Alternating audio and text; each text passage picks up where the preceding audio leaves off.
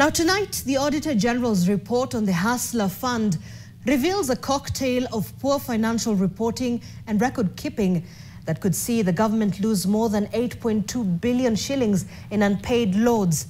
The flagship find by the Kenya Kwanza administration was meant to spur economic growth by offering low-interest loans to the public in a bid to generate jobs in the informal sector.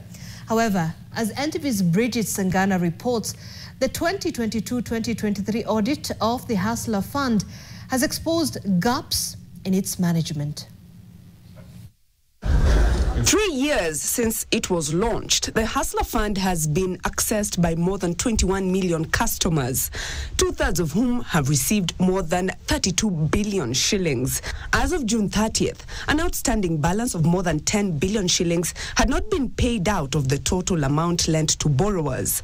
The Auditor General says the Hustler Fund managers failed to disclose the interest accrued from the more than 1.6 billion shillings in savings usually deducted from borrowers once they receive the funds.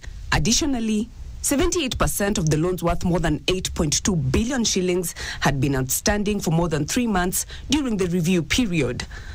The report further reveals irregularities in the issuance of some loans to debtors, including individuals who still had outstanding balances. More than 800,000 people were issued initial loans worth more than 464 million shillings before formally enlisting on the Hustler Fund. Another 113 borrowers received more than 229,000 loans amounting to more than 161 million shillings before clearing their initial loans. Another group of 1,304 individuals received loans worth 1.7 million shillings despite not appearing on the list of customers who had opted into the Hustler Fund. Other debtors borrowed amounts above their set individual limits. More than 238,000 people received over 420 million shillings in loans that exceeded their approved limits by more than 219 million shillings.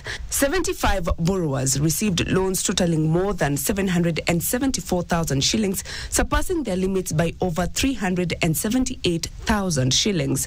The Auditor General's verdict is that the Hustler Fund lacks a proper configured loan management system, exposing it to potential losses, as well as an adequate foolproof register for identifying debtors. Bridget Sangana, NTV.